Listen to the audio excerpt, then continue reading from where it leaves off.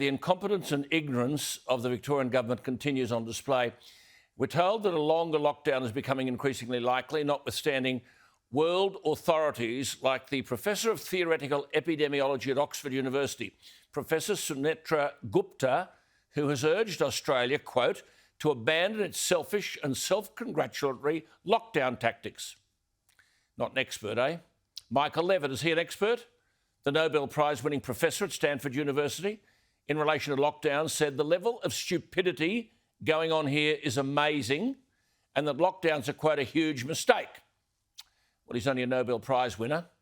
The Canadian Professor Doug Allen, who has done the world's only lockdown cost-benefit analysis, has argued that lockdowns, quote, may be one of the greatest peacetime policy failures in Canada's history and that, quote, heavy lockdowns do not meaningfully reduce the number of deaths in the areas that they're implemented.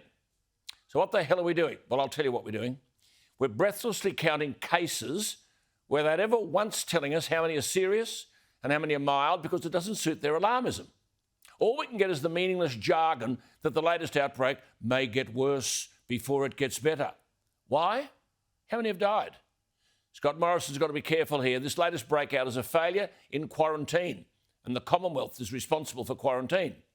But now we're faced with the rate of the vaccine rollout, which hasn't yet reached all vulnerable Australians. And even then, one aged care facility, which has vaccinated both staff and residents, has had a staff member test positive after one shot of Pfizer. To be fair to the Health Minister, Greg Hunt, we're always fair on this program, he's always said that vaccination was to stop deaths, severe infection and hospitalisation, but it doesn't stop transmission. I argued last night against any extension to the JobKeeper program, but if these political morons in Melbourne persist with lockdowns, we can't make businesses and employees pay for their failure.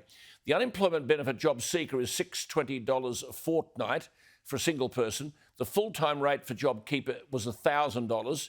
This is a political conundrum for Morrison and Frydenberg. Do they jack the $620 up to $1,000 to benefit the Victorian victims of an incompetent government, but it would also indirectly benefit Australia?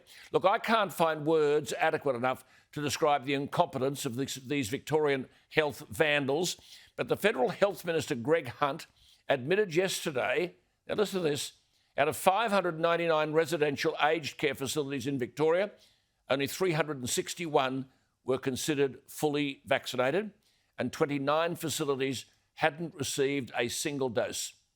Victoria's acting Premier Merlino is saying that the aged care outbreak is the responsibility of the federal government because the state only looks after public aged care. Now, if the federal government is responsible for aged care, it's got to set an example. Show incompetent Victoria how it should be done. Get the vaccine available and distribute it. And if this all began with a quarantine failure in South Australia, then someone's going to have to face the music on quarantine.